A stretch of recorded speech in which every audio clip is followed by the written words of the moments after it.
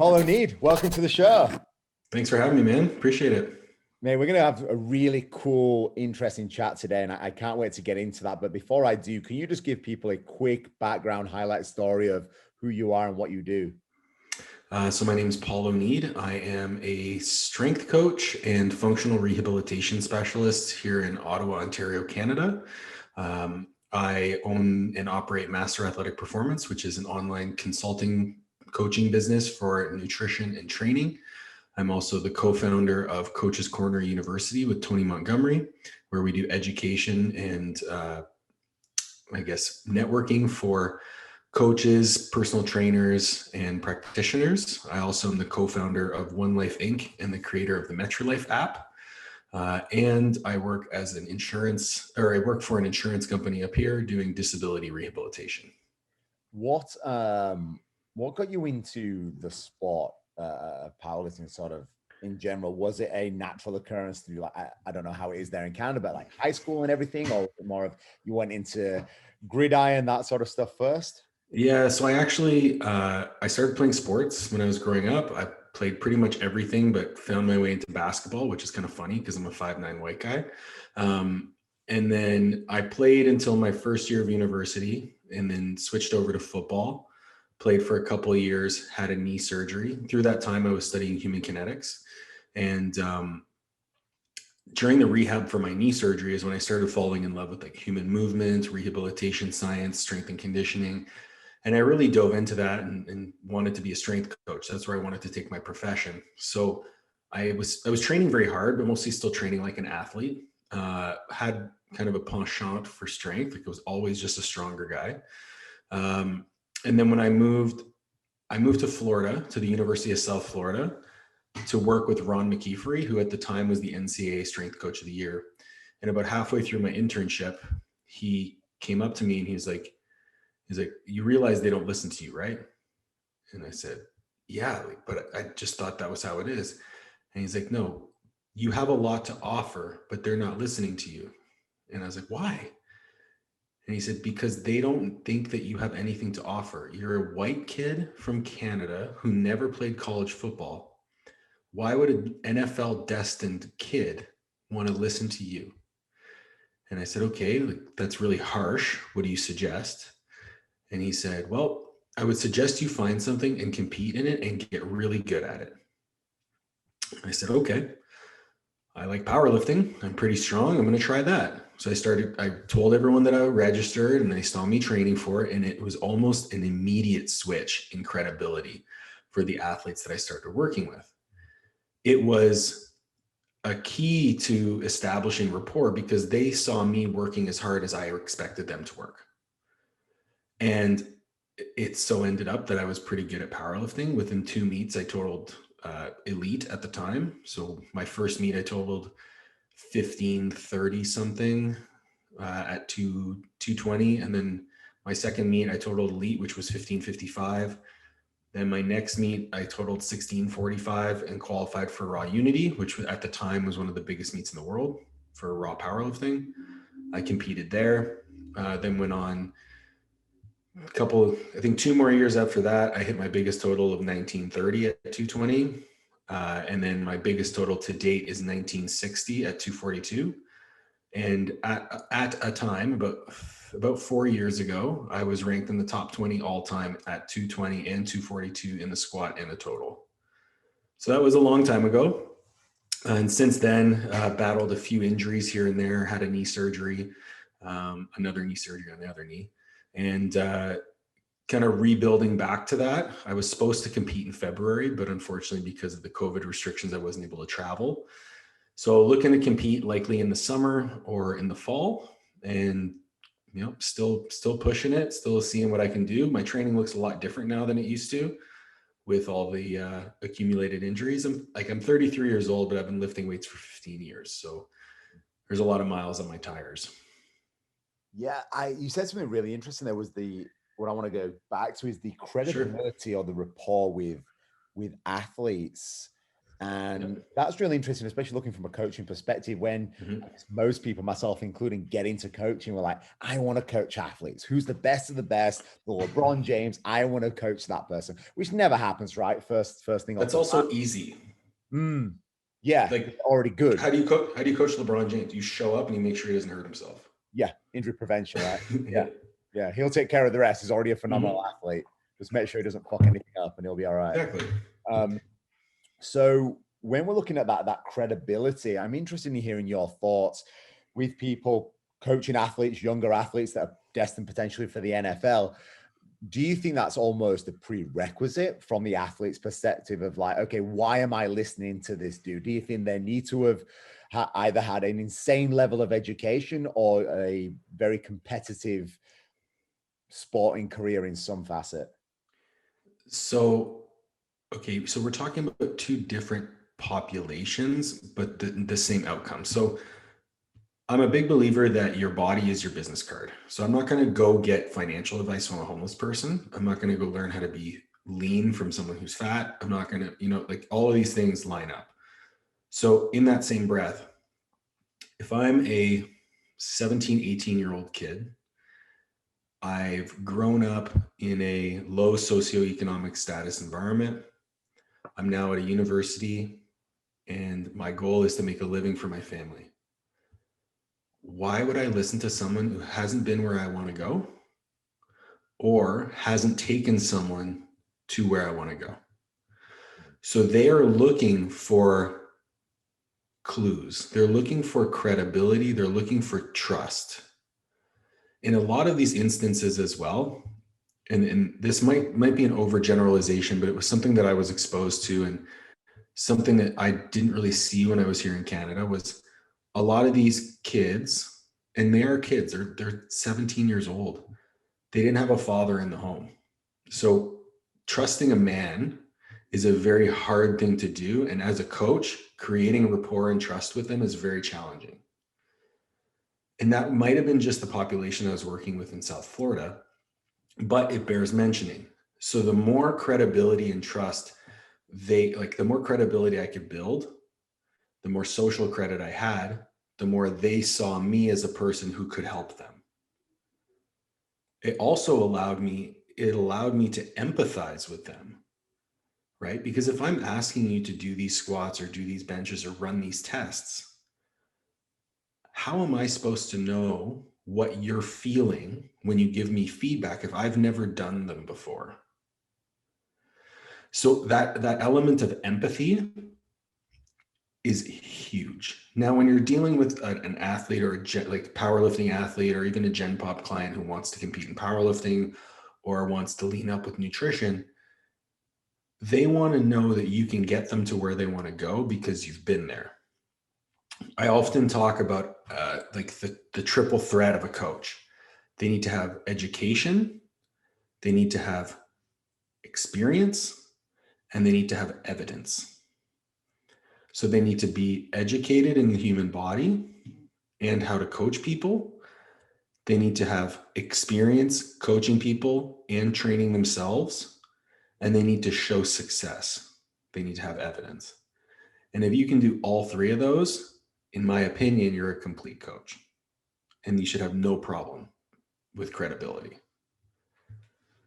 I love that. And it's interesting, I guess, in a world of, let's say, social media, how like the prerequisite to a coach is now, just looking good.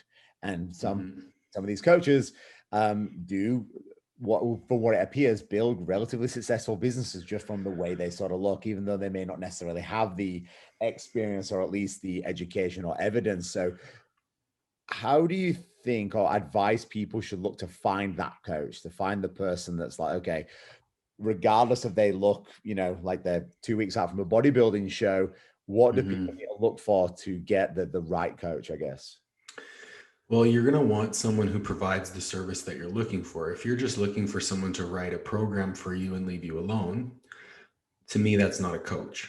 If you're looking for a coach, you're looking for someone who communicates with you in a way that you understand, someone who is empathetic, someone who has a good knowledge base of the human body and can answer any and all of your questions with more than a it depends or because I said so, right?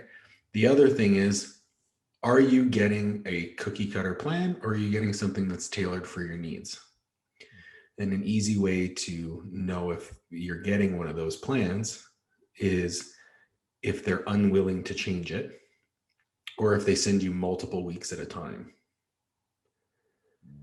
So if you're getting a plan that's like 10 weeks, but you've only talked to the person once, you're getting a cookie cutter program. So it's about looking for the signs, looking for someone you can create a rapport with and have a relationship with, because there is an element of trust. And especially when you're dealing with nutrition, you want a gateway into someone's psychological state, make them hungry. Make them hungry. People implode when they're hungry. And if you have a good coach, they're going to be able to explain to you what's happening, why you feel the way you feel, and how to mitigate these results. If you're not able to communicate with your coach and say they have a cap on like, oh, you can talk to me 3 times a week, that's not a coach you want to work with. Right? The coaching relationship is dynamic. So like from an outside perspective, you look for the 3 E's. And then once you engage in communication with that coach, it's looking for someone who really kind of molds with your personality and is able to answer your questions in a way that you feel comfortable. Yeah. And I think it's on both, I guess, parties. From the client's perspective is don't be afraid to ask questions. You need that level of like, I need to know if this guy or girl knows what the hell they're doing, because I'm about to invest a lot of time, a lot of money, and a lot of hurt being hungry. And health, right? Like the amount of risk that you're taking, you're handing over your health to this person, right? So that's a really, really big investment. And it's one that I don't advise people take lightly. Not the debate, I guess the wording of it depends is an interesting one. Like, I'm not completely against it, but it needs context, right? It's like, it depends. Oh yeah. And then blah, blah, blah, blah, blah, blah, blah, you know? So that's probably my biggest pet peeve of like, especially the evidence-based crowd. It's like, oh, it depends on context. Okay. What context? Right? Like, give me something. Yeah. Right? It depends on scenario A, scenario B, scenario C. Here's where it's going to go. Let's elaborate on this problem. Let's give you some information. Maybe, hey, what's the context? Can you give me more information to give you a better answer? Not, it depends. Right? Don't leave it open-ended. That's one thing I really enjoy about our podcast is we do Q&As, but the Q&As are more so to provoke people to continue asking better questions. Right? So you ask us a question, we give you our opinions, but we also provide alternate scenarios, alternate things that you need to look at or engage with to then ask more specific questions. If you're really trying to look at the best way to approach things, that best way is so dependent on time, context, situation. And the best solution today might not be the best solution tomorrow, even for the same person. What worked for you last week might not work for you next week. So it's really important to understand the global context to which you're talking, and then you can give a more specific answer. Yeah. I love that. I guess the quality of the answer depends on the quality of the question. I love what you boys are That's true doing. too, yeah. Yeah, is that you're provoking thought process. I think we're very lazy in today's day and age. Like, I'm gonna ask one thing, I want you to give me everything in one word, because I'm lazy as fuck and I don't want to do my own education and I don't want to spend time figuring this out. And we're just like, well, no, exactly. That's not the way. You need to understand basic principles, basic fundamentals, so you can ask better questions, you can learn more. Because once, as you probably know yourself, is that once you understand it, you're more likely to apply it. And that's the sort of key there, the actual application of whatever the knowledge is. Well, it's that Dunning-Kruger effect, right? The less you know, the more you think you know everything. And the more knowledge you unlock, the more you realize you know nothing. And it's like, I want to work with the type of people that continue to ask questions and continue to dig deeper, because the more you dig, the more you learn. And the more you learn, the more you unlock, the more doors you can open. The idea of being an evidence-based practitioner is great, but it can't stop at the research, right? The research is your jump off point. It provides you with a starting point, and then based on the outcomes with your client, your N equals 1 sample size, then you can make your decisions either way. And then if you're having outcomes that you don't really understand, you go back to the research and see if it backs it. If it does, great. And then you have a validation for it. If it doesn't, maybe you're dealing with an outlier. Because the reality is most people are outliers. Whenever you look at research, they present the mean. Well, if it's the mean, then there's people on one side or the other. Like I remember I was reading a birth control study, and in one birth control, someone lost 20 pounds and someone gained 30. That's 50 pounds difference, right? So understanding there's a little bit of nuance involved here. Yeah, I was actually speaking with a friend earlier this morning, and he's not in the health and fitness industry, but he'd heard about something. It was a company in the US looking at sort of genome and phenotypes, and from a nutritional perspective, trying to figure that sort of whole thing out. And he never really heard of it before. And I basically said, from my experience, is like, this has been tried before, but what it discounts is the behavior of the person, the psychological attachment to food of the person. There, as you said, they're putting somebody hungry and seeing what actually happens in there, and you'll figure out their biggest sort of weaknesses. This thing that he showed me didn't take all these aspects into account. You know, their feelings towards food. If their genotype said they should be on a very low carbohydrate, moderate fat, moderate protein diet, but they've been fed McDonald's every single day when they were a kid, then they're going to be more likely to choose this very high carb, high fat focused diet. So it discounts a lot of those sort of practical, I guess, applications of what's actually happened in this person's past to dictate what they're doing today. It's one of the bigger faults I see in the industry is that like the fancy stuff is what gets the attention, but it's the big rocks that make the difference, right? So you want to talk about genotypes and phenotypes as it relates to nutrition. That's great. And I'm sure it has it's valid, but the only thing that matters with nutrition is adherence. The only thing that matters is adherence. So the plan that you follow is the plan that's best for you. And when we look at this person, it's like that genotype phenotype consideration for diet is a grain of sand. Whereas sleep is a big rock. Calories is a big rock. Stress management is a big rock. Protein is a big rock. Then you get into the little rocks of protein, carbs, fats, carbs and fats, because protein is a big rock. Then you get into, exercise, non-exercise physical activity, sleep hygiene, all of these things that are littler rocks. Then once you have all that sorted out, maybe you start looking at sand. Yeah. I like that analogy. I've never heard of it before. And it's true. Like, people are looking for these tiny little nuances to fix you. Like, why don't you just take care of the big picture? Because that'll filter down and take care of most of the shit that you're trying to figure out. Like that. I actually just had this conversation with a friend of mine, and I get it all the time. It's like, hey, I think I need to rest more. Or like, I think my recovery isn't as good. I was like, okay, what makes you think that? Well, I'm not really making any progress. And I was like, okay, have you tried training harder? Yeah. I'm like, have you tried working really, really hard? Because until you've tried, usually when you train really, really hard, you will absolutely know when you need a rest day. You will absolutely know that you're hungry. You'll absolutely know if you're recovering well. If you train really, really hard, most of the other stuff squares itself away. Yeah. You'll want to sleep more. You'll want to eat more.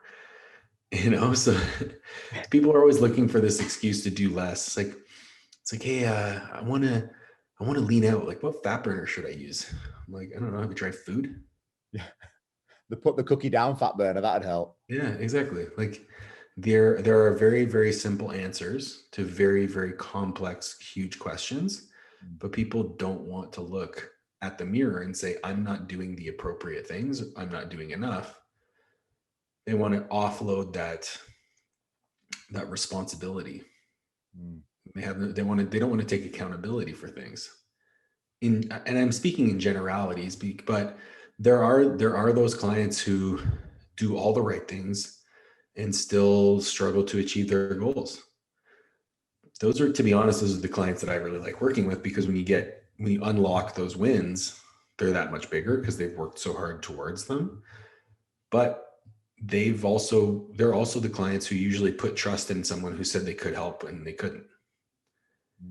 So yeah, I shot a podcast a little while ago and discussing with another personal trainer, and I basically said that training hard is genuinely a skill set that you have to learn. It doesn't just come naturally to some people. You have to really, really work in. And as you said, like, when you've trained too hard, like, your body will let you know very, very, very quickly. And it's not a question. It's very definitive, right? It's not maybe I need to have a rest day. It's like, no, I'm fucked. Like, I need to take some time off. Exactly. I wanted to get a little bit into the education in the health and fitness industry. I don't know how it is where you are, but we were discussing before the podcast how the sort of barrier to entry, especially here in Australia, I know in the UK, as I got my certifications in the UK, were very, very low. The education and the practicality was sort of a very, very low level, so much that I see a lot of personal trainers coming into the industry recently and still not really being comfortable with what they're doing, still not really being comfortable with, I've got a client and they were like, well, what am I meant to do now? I'm like, well, you should know this, because we're the first line of defense. After the doctor says, hey, you need to go see help, they come to the gym, they sign up at the gym, and then they come and see us. So we need to be very, very, very switched on. So I'd love to know where you think the education is now, and then also what we need to be doing to improve that, and how can we do that? So when I came up as a coach, like, I was in the collegiate coaching field. So you had to have a master's degree if you wanted a full-time job. So I have two. And so my first master's degree is in exercise science. My second master's degree is in sports management. That provided me with a fantastic framework from which to look at problems. But without the hands-on experience of both training myself and training clients, I wouldn't know how to put two and two together. So there's a really big gap in the industry between this, we'll call it textbook knowledge, and the N=1 sample size of a person in front of you. Having then you look at, well, do you have the soft skills to communicate information appropriately to this person in a way they can understand? Like, I see it all too often. I want you to externally rotate your humerus. What? But like, all jokes aside, there is a gap in the industry between the knowledge and the person. So if we can find ways to bridge those gaps, and there's a lot of really great certifications and workshops that have come out. I think of Prescript with Jordan Shallow, who's a good friend of mine. I think of Chris Duffin's Kabuki Strength. Even stuff like DNS or like FRC, PRI, they all have like interesting frameworks from which to look at problems, but none of them actually replaces experience. So my biggest piece of advice for trainers that are coming up in the industry is to work for free for a little bit. Volunteer your time. My first job in strength and conditioning, I was working about 10 hours a day in a weight room.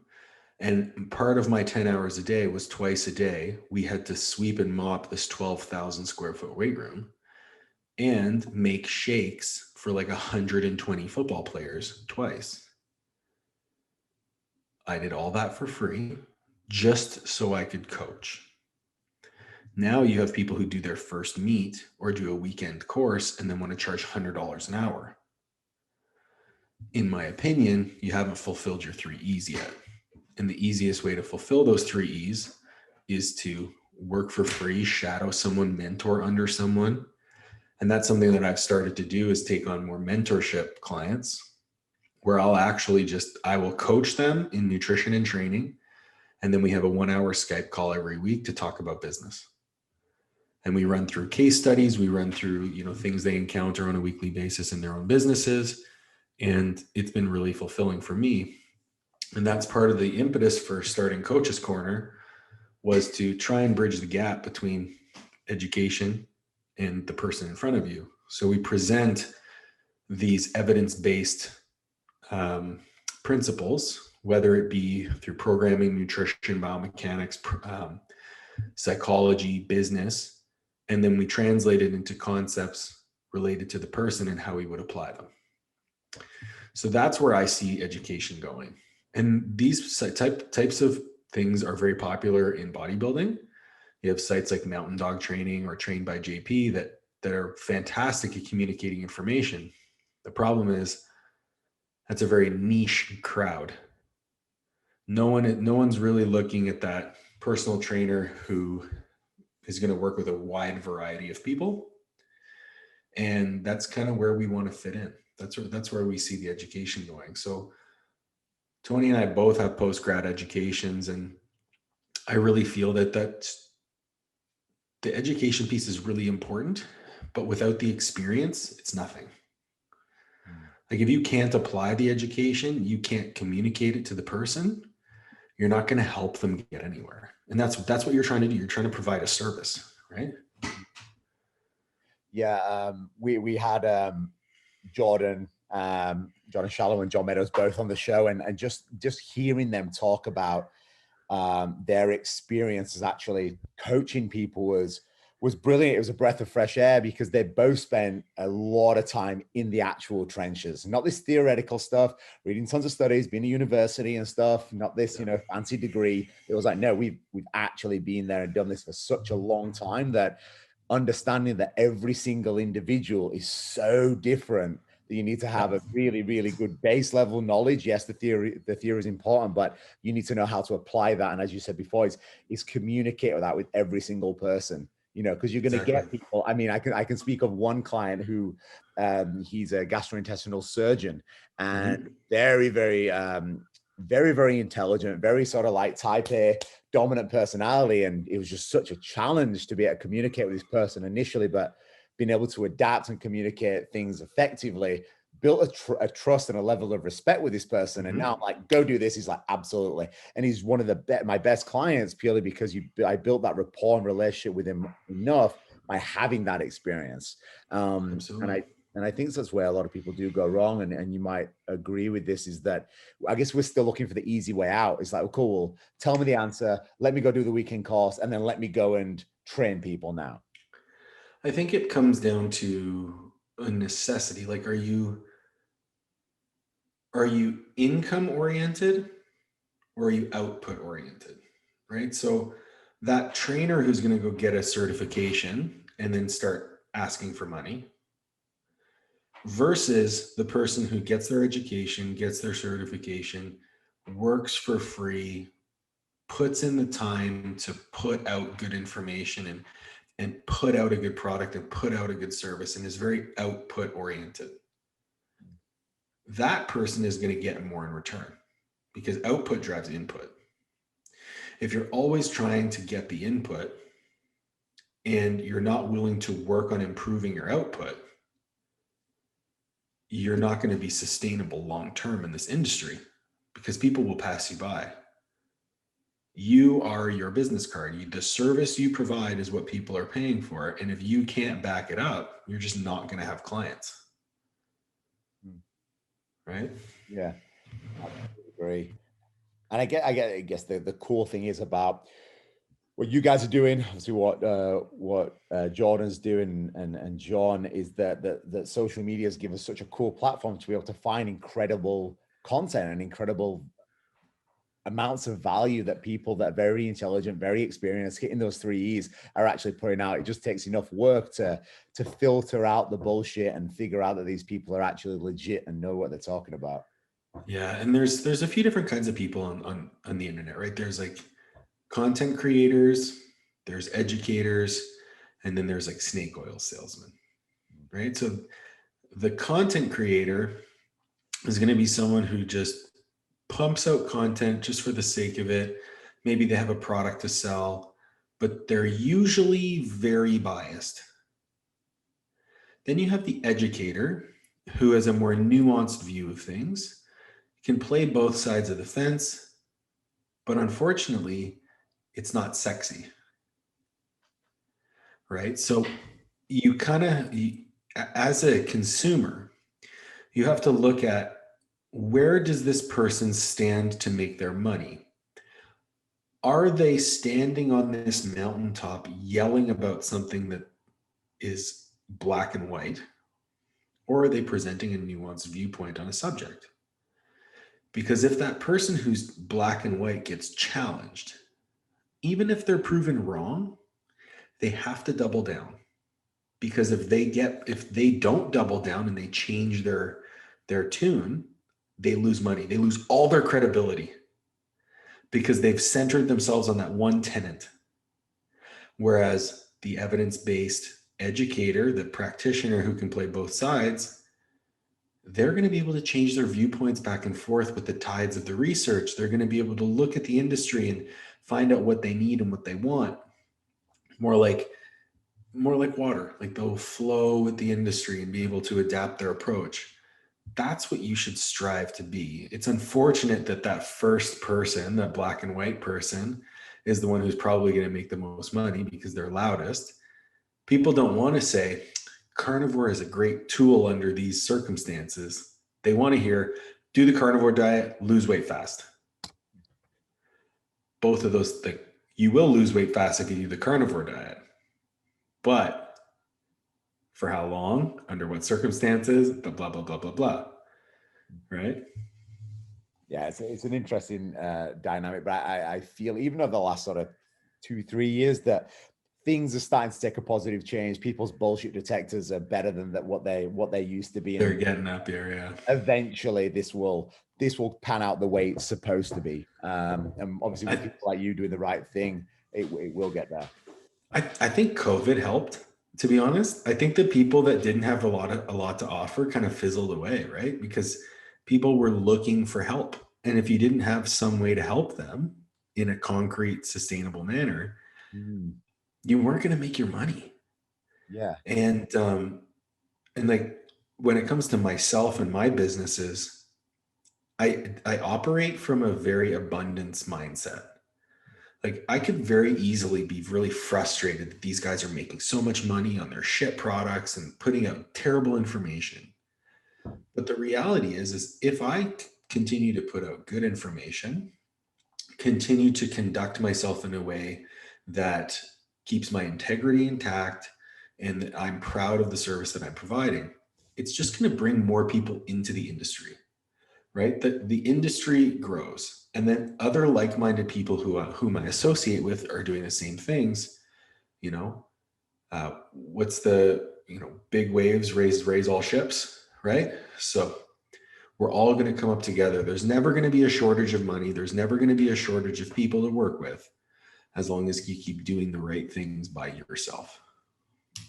I think that word there is crucial, having that integrity and knowing that what you're doing is going to have this long-term impact on the I guess benefit and the betterness of humanity in general. Of course. I would love to go into and back to the powerlifting in general. Talk a little bit about mental resilience. Powerlifting is not something I personally done, but I do love lifting heavy as hell, or as heavy as I possibly can. And everyone loves feeling strong, right? Of course. What does it take for someone to be able to pursue a career like powerlifting and go from, let's say, having a 600-pound back squat into a 700, into an 800, and just keep putting and loading more and more and more weight and feel like your body is crumbling beneath you, but continuing to do that? What does that mental sort of capacity look like? And how do you build that? Is it inherent, like you have to be born with it, or can you nurture that and build that from somewhere? So there is, I would say, two predominating mindsets that you will see in powerlifting. You will see the person who is fueled by, I don't want to say self-hate, but like a more of a negative headspace. And I've been that person. I was like, I'm not good enough. I need to continue to be better. I need to continue to do more. The problem with that mindset is it ended me up with a torn quad, 2 torn pecs, knee surgery, and having to rebuild from scratch. I got really strong really fast, but it wasn't sustainable. Then you have the person who looks at powerlifting as a means for continual personal progression. They approach it as, I love myself and therefore I'm trying to be the best version of me. That person takes their time, they listen to their body, they have an intelligent approach, and they're more methodical. They usually last longer. That's the type of lifter I am right now. So it's the type of lifter who's focused on the outcome versus the type of lifter who's focused on the process, right? That process orientation is where you're going to have your best results and the most long-term results. Now, the ability to continue to push your lifts, you do have to have a little bit of a screw loose. Like when I'm under the bar, with all the injuries that I've had, I can honestly tell you that every time I squat, whether it's the bar or 800 pounds, I'm afraid to bend my knees. Absolutely. I'm afraid that one knee bend is going to be the last one I do. But although I might feel like I'm dying when I'm sitting in the when I'm sitting in the hole with 800 pounds, when I stand up, I've never felt more alive. And that's why I keep adding weight to the bar. Wow. That's, as crazy as it sounds, really fucking inspiring. Well, thank you. It's never heard it like that. There is something so personally empowering about just the imagery of having weight on your back, sitting down and standing up, right? Just knowing that nothing can keep you down. And I've learned more under the bar than I have in any self-help book, any education I've done, any life experience. I've learned more under a barbell about myself. And I used to use the barbell as this means to tear myself down. It's like, you're not good enough. You need to be better. This is how you will develop self-worth. And it was through a lot of growing up that I realized that the bar wasn't tearing me down. It was building me up. And I needed to pay a lot more respect to that bar. And now one thing I try to teach all my clients is that the lessons you learn under that bar are the same lessons that will carry over into your day-to-day life and your success. Like my relentless attitude under a barbell is also the reason why I've been able to work full-time, start 3 different businesses, and get to a point where now I actually resigned my full-time position last week and I'm going full-time self-employed as of a month from now. But it's because of what I learned under the bar that I was able to do that and take that next step. It's why I was able to be successful as a strength coach, even though I no longer decided to pursue that career. It's why I was able to, do everything that I've been able to do. And it's why I will be able to be successful in powerlifting again, despite the setbacks. Like I'm not going to be competing against the best I'll be competing against the best in the world, but I won't be beating them. Like I'm not willing to make those same health sacrifices that I once was, but I'm doing it from a place of, as corny as it sounds, I'm doing it from a place of self-love, right? That this is my chosen path. This is my chosen tool to build the life I want to live. Yeah. I love what you said there. Firstly, congrats on being able to go complete full time. Oh, thanks, man.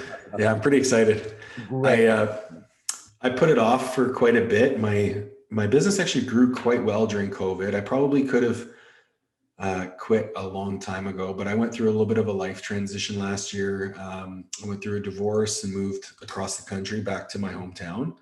And, but since then, bought a house, set up my business here, and it's been, pretty incredible. So now that I'm a little bit more stable financially, I was like, you know what? I need to stop putting this off. I do so much for others. I need to bet on myself for once. And I think, as again, as corny as it sounds, a bet on me is a bet I'll take 10 times out of 10. What I also love about what you said is that the learning from being under the bar. And this is why I say to all my clients and anyone that has a health and fitness goal is like, pursue it with just relentless intensity. Do it with everything that you've got, because it will have significant carryovers to every other area of your life. And it's just such a powerful process, I think, to be able to be a practitioner and just go and do that. I think that lesson in itself, that relentless pursuit, if you're able to give yourself to your endeavors, it will return to you 10x. The problem is most people are afraid to fail. Most people are afraid to give everything that they have to something and fall short, because what that means is they weren't good enough. But if you're not good enough, that means you can get better, right? You can put in more time, you can put in more work, you can adjust your approach, you can work a little smarter and hard, like smarter. And then you come back and you try it again. Or you realize that maybe this isn't for me anymore and I need to try something else. Your effort, your end result of something is not your self-worth. It is not a reflection of you and who you are. It's simply what you put your effort into, what you weren't able to achieve it. End of story, right? It doesn't make you less of a person. In fact, in my eyes, it makes you more of a person because you took a fucking chance. The ability to fully and wholeheartedly invest yourself into something, man, I have so much respect for people who do that. Yeah. And I think even for people that try it, and it's something I've used with a few clients that needed the help, is that let's sit down, let's visualize that outcome. Like if you failed and everything went to complete shit and you didn't achieve that goal, what would be the worst thing that would happen? Like you wouldn't die, like you'd be okay, you'd still have your job, you'd still have, your family, still have your kids. But what would be on the other side of that? What would be the greatest thing that could happen? I would feel this level of self-worth, even though I didn't complete it. I tried, that my kids would be proud of me, that my family would be proud of me, that my partner would love me, like whatever the outcome could be. Just think of like those insane amounts of positives that could happen. Imagine a situation in which you put everything into something, you succeed, and you still don't feel good enough. Yeah. Right? So then that's where that negative mindset kicks in. So I like to look at life. Like I have very much this, I have two personalities. I have this very hard driving, unrelenting personality that is go, go, go all the time. And I also have this much softer side to me that is very empathetic. It's very kind. It feels very deeply. That hard driving, relentless person is what has allowed me to get to where I am in business, in lifting, in coaching, in everything. But it's that other side of me that has allowed me to form relationships with people, empathize with people, and communicate the information in a way that they take home. So they're both valuable. Where the balance comes into play is, are you familiar with the myth of Sisyphus? I'm not enough to talk about. I've heard of it. Okay. That helps. So Sisyphus was punished by the gods to push a rock up a hill. And every time he got to the top of the hill, the rock would roll down. So for eternity, he pushed a rock up a hill, never being able to reach the top. And, I learned this from a very close friend of mine named Jay Nira. And he put me on to a French philosopher named Albert Camus, who theorized that you have to imagine Sisyphus smiling because he has something with purpose. He has a purpose. And that purpose is to push the rock up the hill. So if you pursue something and you reach your goal, you need to realize that the next goal is right there. You take your victory, but know that you still are pursuing this perpetual evolution, this perpetual growth. It never stops. You need to smile as you push that rock up the hill.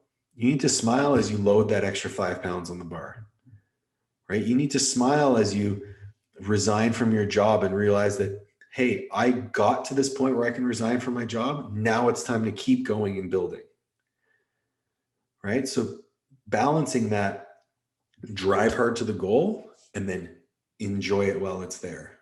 Drive hard to the next goal, sit back and enjoy it. being process oriented and finding happiness within that pursuit. That's the goal. There is no there, right? We're never going to get there. Yeah. I love that. It's sort of like this weird Dr. Jekyll, Mr. Hyde type pursuit of like, oh, for sure, this absolute savage, but then love while you're there. Yeah. Like I am, like, not to like toot my own horn, but like there's very few people who treat, like in my group of people, there's always a lot of surprise when they see me train, because I don't let that part out of me very often. I'm very quiet, quite reserved. People might think I'm a little bit cold, but I feel very deeply. I care a lot, but that has no place under a barbell. Right? So that switch has to get flipped. And I have this routine that I go through every time I get under a heavy bar, like something that I would consider heavy, something where I have to concentrate really hard. Where I take all my breath into my belly, like as if I'm like bracing under the load, before I put my hands on the bar and I take that breath into my belly and I brace, and then I kind of let it out all out at once. And it kind of sounds like I'm barking, but I'm not. But everyone just makes fun of me because it sounds like I'm barking. And that's me flipping the switch. That's me like, all right, nothing else is going on now except me and this barbell, or me and these dumbbells, or me in this set. Right. And so like, I think if you're able to find that balance point, and as soon as I put the bar down, I'm done. Like, right. Like it's back off. Right. It's like you're the living embodiment of it's better to be a warrior in a garden than a gardener. Oh my God. Yes, for sure. And I think that's important. I was listening to Jordan Peterson speak a little bit about this the other day. And I think it's just so important for people to know that, just because you are a driven person, that you have passion and purpose and goals, you don't have to be an asshole along the way. But you can still have those, you can still do that. And it's the way you carry yourself and I guess act that out on a day-to-day sort of basis. Absolutely. That kindness and that love and appreciation, I would love to know how you practice that on a day-to-day basis. I want to go into, I guess, morning routines, nighttime routines, things of that nature. What does the first sort of, 1 to 2 hours of your morning look like, and how are you preparing that day for success? So I was like, I never really had a routine. My routine was to wake up, grab a coffee, and start working immediately. And that was till about running on 2 years now, about 2 years ago. It was when I had just moved across the country with my ex-wife. We were having problems. It was the first time I had ever experienced anxiety. It was the first time I had ever had an anxiety attack. And I was like, okay, something is out of whack here. I need to figure out what's going on. I ended up seeking counseling, and I'm very open about this with people who ask. That, like, I continue to seek counseling every week or two, and I have for the last 2 years. And it's been the best decision I've ever made in my life. But part of that was I started to look at how I can ground myself first thing in the morning on the things that are most important to me. And so I developed this routine that's kind of whittled its way down. It used to be about 2 hours long of like self-work, where I would wake up, I would make my coffee. While I was making my coffee, I would let the dogs outside to the backyard. I would let them back in. I would sit at my desk, or I would sit at the kitchen table at this time, because my desk was in the basement. It was super, super depressing. I would sit at the kitchen table and I would read 10 pages of my book, whatever it was, at least 10 pages, but I had a timer set for 20 minutes. So if I wasn't into it, I would just read 10 pages minimum. Then the timer would go off and I would start journaling.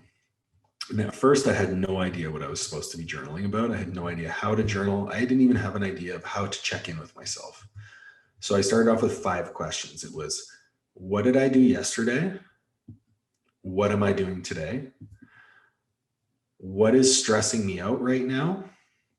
What can I do immediately to address that stress? And what are 5 things that I'm grateful for? So those 5 questions I ask myself every morning. And I would actually sit there and journal for about 45 minutes. And I wouldn't, I didn't write it. I didn't write it out. I would just start typing. I would turn off spell check and I would just start typing. And the amount of introspection that started flowing out of me after a while, like the first few days was kind of weird. I was like, dear diary, like, but it was like 45 minutes of just talking about what I'm feeling, things that were going on with my life, with my ex-wife, things, anything I wanted to talk about, I just put it in there. And then after I was done doing that, I would go for a walk. I would get outside. And I lived in Calgary, Alberta, where it actually gets down to like probably minus 45 Celsius some days, but I would walk every day, regardless, at least 10 minutes. And it'd be so cold, my dogs wouldn't even go for a walk. And so I would walk, and then I would come inside, I would eat my breakfast, read a little bit more while I was eating, and then I would go downstairs and start my day. And that was how I grounded myself in my day. These days, a little bit different. I usually wake up, have my coffee while I read. I haven't been journaling very much lately. I just haven't felt the need. I've been doing pretty well. I will do some a gratitude practice. So I'll just write down a few things that I'm grateful for. I come into my office and look at my whiteboard, and I look at what I've done, what I have to do that day. And I'll start chipping away at a few things, have my breakfast, go for a walk, come back in, start my work day. My evenings are a little bit more cramped. So because I'm still working full time, I have to be in the office at least 9 to 3. So I usually end up working till about 4. So I'm working 9 to 4. At lunch, I go for a walk. So that's 2 walks. As soon as I finish work, I check my emails and I check my DMs to make sure that my coaching clients are taken care of. I eat my pre-training meal, and then I'll read again. I'll get some additional reading, whether it's research, whether it's for pleasure. I do a little bit more reading to kind of just calm myself down a little bit before training. Then I'll walk downstairs, warm up, train, usually done training by about 7:30. Then I will come upstairs, eat, shower, and then I'll get about 2 hours more work done, whether it's programming, client check-ins, things of that nature, and then go to bed around 10. So I would love to be able to, and this is something I'm going to do once I have a little bit more time and I'm not working full time, implement an evening routine where I wind down a little bit better, because I actually have trimmed down I only train twice a week during the week, and I moved my 2 other training sessions to the weekend because I found my sleep was just getting smashed. Like training that late at night, yeah. I wasn't able to fall asleep well, and my sleep quality was shit. My recovery was shit. So going from laptop to sleep is better than going from training to sleep. So I would love to have another buffer in there going from laptop to reading to sleep. But there's a few, then on top of that, with my routine, I also have a few non-negotiables every day. So these are things that I have to do every day, no matter what. And again, it's been changed and updated over time. But so right now I need to read at least 10 pages a day.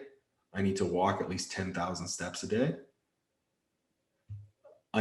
Before bed, I need to write down everything I want to do for the next day to offload it. I use my MetriLife app, which is the app I created. And then I make sure that I hit my macros, because right now I'm trying to do a little bit of a body composition shift. And so I'm trying to be a little bit more diligent there. So that's 5 things I have to do every single day. And if I cover those 5 bases, I go through my routines, I'm good to go. I know that was a lot, but it helps me stay on point. Like I'm a big believer in Jocko Willink's theory of like discipline equals freedom. So if I'm as disciplined as I can be with the things I can control, the things out of my control affect me less. And that was the big take home when I started having anxiety problems, which I don't anymore. And I'm grateful for that, but I know it's because of how hard I've worked to get to this point.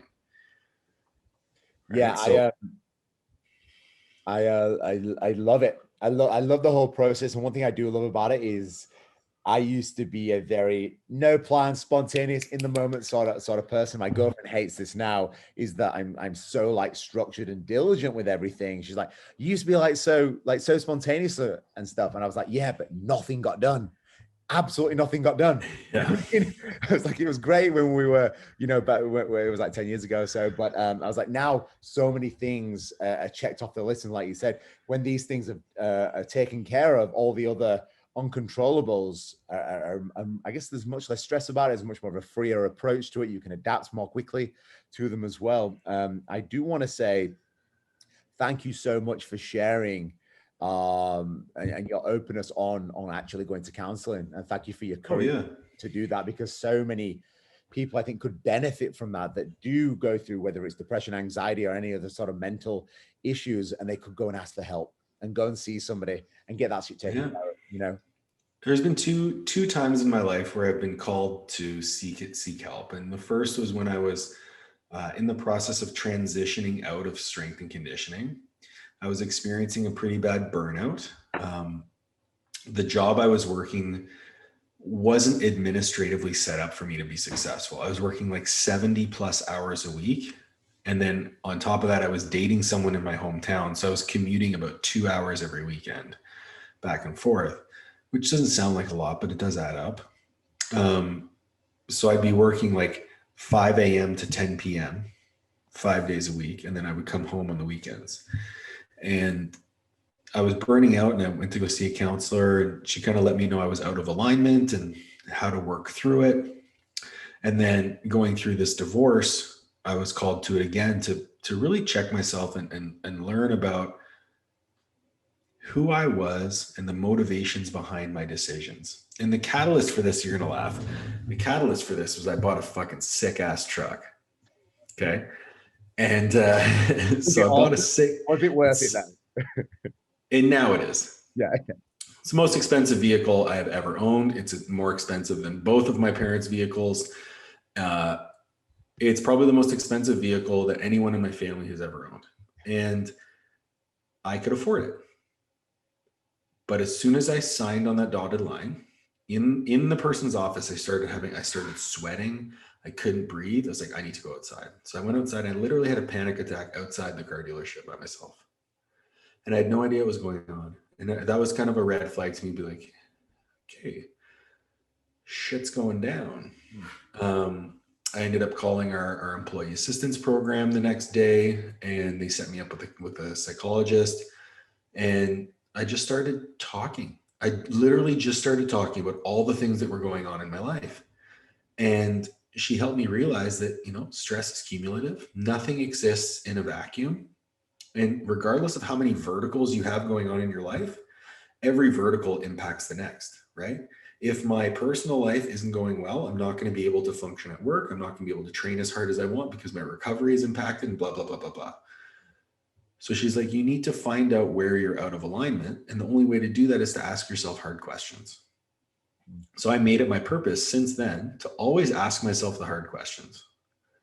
And I really think that people avoid looking themselves in the mirror a lot because they're afraid of what they will see. They're afraid that they will see someone who isn't necessarily living up to the expectations that they previously had, right? Like, as corny as it sounds, again, like I feel like I say that a lot, but like if your 10-year-old self looked at you right now, would he think you were cool?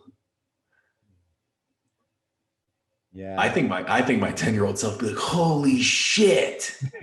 Yeah. My 10-year-old self was this little chubby kid who loved playing basketball and like never imagined that he would be, this big muscular guy with abs and a beautiful girlfriend and like made good money. So, and doing what he loved every day and helping so many people, like that 10-year-old kid's going, whoa. Yes. So like I joke about it with my dogs. I'm like, I choose to wake up and be the person my dogs think I am every day. That's cool. But turn it into your 10-year-old self, right? Wake up and be the person that your 10-year-old self would think was the coolest person alive. Yeah, that's cool. I like that perspective that you, and everyone can do that, right? Like everyone can do that. That's over 10 years old, obviously. Because as you know, like kids are so innocent, like they don't care about you know, how much money you've got or anything like that. It's like, what are you doing? Like, how are you making an impact? You know, I'm an astronaut and I live in Alberta, Canada, and live in this cool place. And you're like, this is the coolest thing in the world. I've got so much to look forward to. Yeah. Rather than I'm an asshole. And you know, therapy was really important to me because like it helped me realize that if I'm looking in the mirror and I don't like what I see, I have all the power in the world to change that. And that is so empowering. You can look at that two ways. You can look at it as I'm not the person I want to be. Fuck. Or I'm not the person I want to be. Let's go. Yeah. Right? Like a call to action. And every day when you wake up, like I choose to wake up every day with a call to action to be the best version of myself possible. And not because I hate myself, because I love myself. Because I love me. People talk about self-love and self-care. Fuck your bubble baths and pedicures, man. Like, pick up a barbell and get better. Make your food, prep your meals, get to sleep on time. Like, take care of your self-care for yourself. You know, like that. Yeah, that's my hit home message for the podcast. Fuck yeah. And it's a powerful that. Who has been the biggest, or at least one of the biggest inspirations that you've encountered in your life so far? And what did you learn from that person? There have been a few. So, the first one that jumps out to me is a gentleman by the name of Todd Hammer. So Todd is a former collegiate strength and conditioning coach. He's worked at the University of Pittsburgh, Marist College, George Mason. We worked together at Robert Morris University. He worked at George Washington University. And then now I believe he works in the private sector now. And I don't actually know the specifics of his role, but he's still in Pittsburgh. He taught me so much about just being a good person and being empathetic and realizing that it didn't matter how much knowledge I had in my head. If I didn't actually care in my heart, that no one would listen to me. He taught me so much about how to be a good person. And I still quote him all the time. And like, I think back, I'm like, man, I'm being so much like Todd right now. The next would be my friend and business partner, Jay Nira. He has opened my eyes to a lot of different philosophical concepts. And he's always asking questions. He's always seeking to learn more. And working with him on our app, MetriLife, has really opened my eyes to different ways of looking at problems. And then, yeah, I think it'd probably be my mom or my dad. Like my mom is very much that hard driving person who will always be successful no matter what she does. She also worked for the YMCA for about 30 years in like every capacity possible. So that's like, I grew up in a gym. Like I was in a gym in her belly. She was teaching aerobics classes until like 2 weeks before I was born. So I grew up in the gym, and without her, I wouldn't have pursued the path that I pursued. And then my dad immigrated to Canada when he tried twice. He came here as a refugee, and then he was sent back, and then he came back again during the Lebanese Civil War. And he came here with like $40 in his pocket, and he managed to build an incredible business. At one point he had like 107 different investment properties, and he put me through grad school. So like, that's, to me, to come in as a refugee from war and then build a life, build a family. And yeah, he's a really cool guy. Yeah, it sounds like it too. It sounds like it. We've covered a lot of different touch points on today's show. I was hoping what we can do is basically take away 2-3 points that people can implement in their lives today in order to optimize it. What are 2 or 3 points that you think people can go, okay, I can do this today?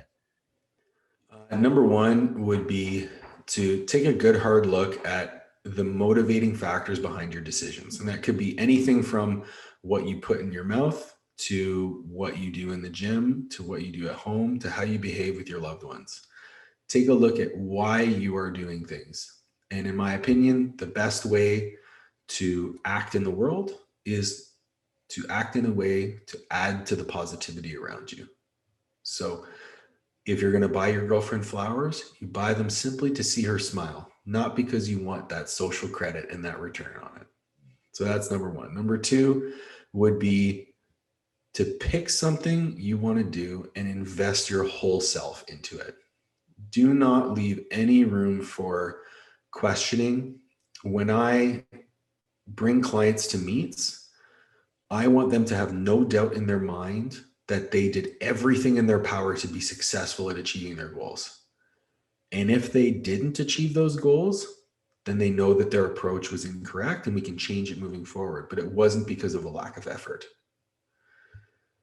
And number three, I would say, do something that scares the fucking shit out of you. Every day. I don't care what it is. Do something every day that scares the shit out of you. And it can be something little. Like I think today I was deadlifting and it was like, yeah, it's scary. It scares the shit out of me to deadlift heavy. It was pulling close to 600 pounds for reps. It's not comfortable, but it scares me. And I feel like I got better because of it. Right? Yeah. And number 4, get under the fucking bar. Get under the fucking bar. Yeah. You pussy. That's it.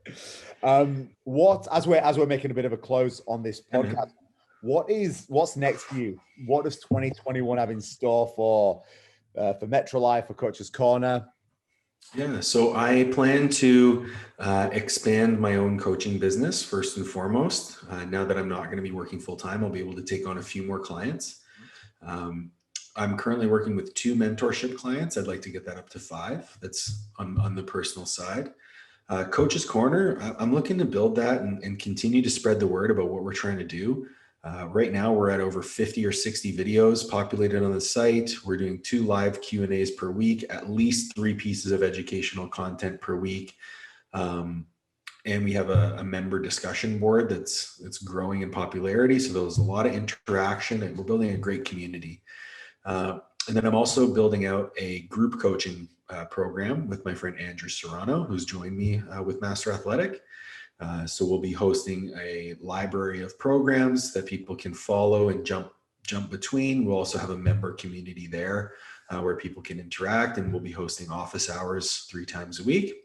And then with MetriLife, we're kind of at an impasse. The product is great, but we're bootstrapped. So any funds that go into it are from myself and Jay, and we're looking for some assistance. So if anyone listening here is looking at an investment opportunity with an app, we're pretty excited about the product as it relates to improving well-being, looking at the considerations of mental health and lifestyle for how it's impacting your day-to-day well-being. We think we have the best product in the market, and we'd be happy to discuss it with anyone who's interested. Beautiful. And all that will be linked in the show notes below. And where's the best place to reach out and follow your journey? You can follow me on Instagram at Paul Oneid, PAULONEID, or at Coach's Corner U, or at Master Athletic. And all of that, again, will be linked to the show notes below, guys. You just have to click on that link. It'll take you straight through to Paul. Thank you so much for joining us today. It's been an absolute pleasure. My pleasure, man. Thanks so much for having me. That's a wrap, ladies and gents. If you want to optimize your health, fitness, and lifestyle and learn the tools and the tricks and the knowledge to be able to sustain a healthy and fit lifestyle, then please go check out my books on my website. As a loyal subscriber, you get a cheeky little discount. So I'll see you in there.